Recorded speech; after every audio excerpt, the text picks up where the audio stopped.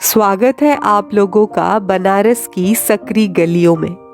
ये लेकिन वक्त अलग, समय अलग है।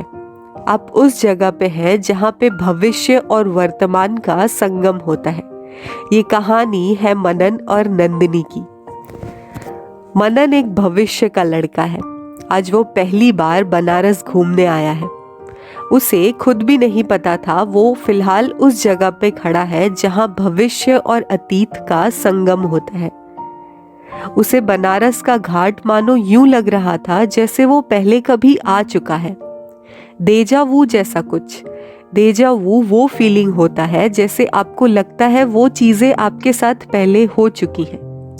करीबन 2 मिनट बाद वो सब भूल के खुद से बातें करने लगा और बोलते बोलते घाट की सीढ़ियां उतरने लगा और बड़बड़ा के बोला, क्या समझती है खुद को? वो इकलौती लड़की है क्या? मैसेज नहीं करेगी तो क्या मैं खुश नहीं रह सकता? अरे यार क्या मुसीबत है, सोचना नहीं चाहता फिर भी वही सोच रहा हूं।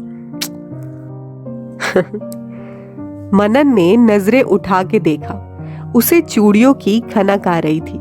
उसने देखा कुछ कदम छोड़ के एक लड़की घाट के आगे की सीढ़ियों पे बैठी थी। मनन को थोड़ी चिढ़ हुई। वो उठ के उस लड़की के बाजू में बैठ गया। ओ हेलो मैम, क्या मैं जान सकता हूँ आप अकेले बैठ के किस बात पे हंसे जा रही हैं? उस लड़की ने मनन की तरफ देखा। सांवला रंग, काली आंखें। उसे फिर न जाने ये क्यों लगा कि वो उस लड़की को देख चुका है। उम्र से उससे 20 साल बड़ी। वो लड़की बोली, तुम आजकल के बच्चों को जरा सा इंतजार नहीं होता ना? मनन थोड़ा झेप गया और कुछ नहीं बोला। उस लड़की ने पूछा, तो तुम प्यार करते हो उससे? मनन की आंखें ये सवाल सुन के बड़ी हो गई। वो बोला, हाँ लेकिन ये सब मेरे लिए भी नया है। ये सारी फीलिंग समझ नहीं आ रहा एग्जैक्टली। उसने बात टालते हुए पूछा, आपका नाम क्या है और आप यहीं की रहने वाली हैं? नंदिनी नाम है मेरा, यहीं रहती हूं मैं। नंदिनी ने फिर यूं ही बोलना शुरू किया, इंतजार हमारे कितने राज छुपाए बैठे रहता है ना। हमारा किसके लिए प्यार, भावनाएं और क्या पता बहुत सारी खुशियां भी। ये बात सुन के मनन को बहुत सुकून मिला और उसने हामी भर दी। बनारस की वो घाट को शायद बनारस की नदियां भी कम गहरी लगती हैं नंदिनी के अटूट इंतजार के आगे। 20 सालों का इंतजार। मनन, तुम यहाँ हो? दूर से ये आवाज सुनते ही मनन और नंदिनी ने पलट के देखा। तब तक वो औरत नीचे की घाट की सीढ़ियों तक आ चुकी थी। अरे चलो बेटा, नाश्ता कर लो। मनन उठते ही बोला, हाँ माँ, बस जा रहा हूँ। मनन के जाते ही नंदिनी और सुधा की बातें यूं होने लगी जैसे नदियों का मिलना। सुधा अपने परिवार के बारे में बता रही थी और नंदिनी अपना परिवार शुरू करने के इंतजार में थी। सुधा ने कहा, मेरे पति करीबन 25 साल पहले बनारस आ चुके हैं। बहुत बातें करते हैं वो यहाँ की।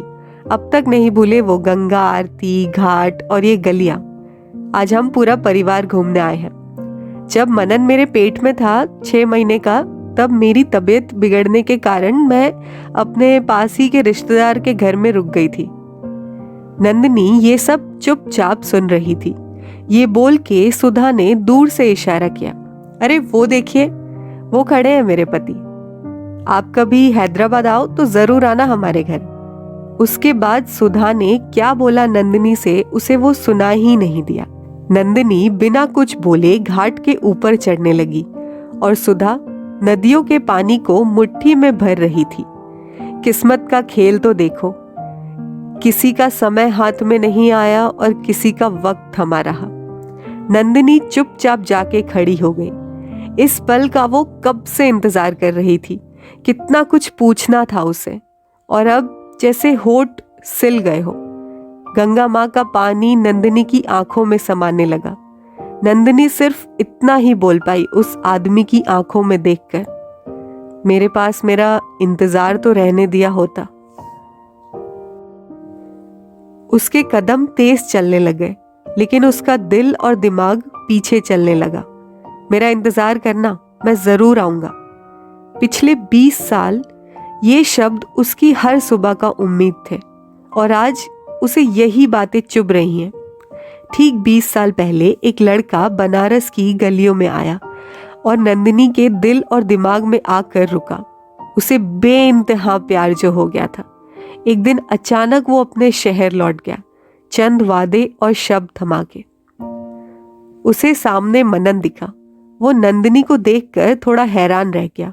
मैम, आप ठीक है ना?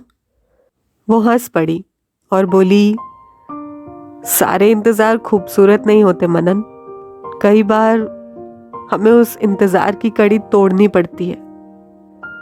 आज नंदिनी की हालत वैसे थी मानो अचानक किसी ने सूर्य को बोला हो, आज से तुम रोशनी नहीं बांटोगे, या नदी को किसी ने आदेश दिया हो, बहना बंद कर दो।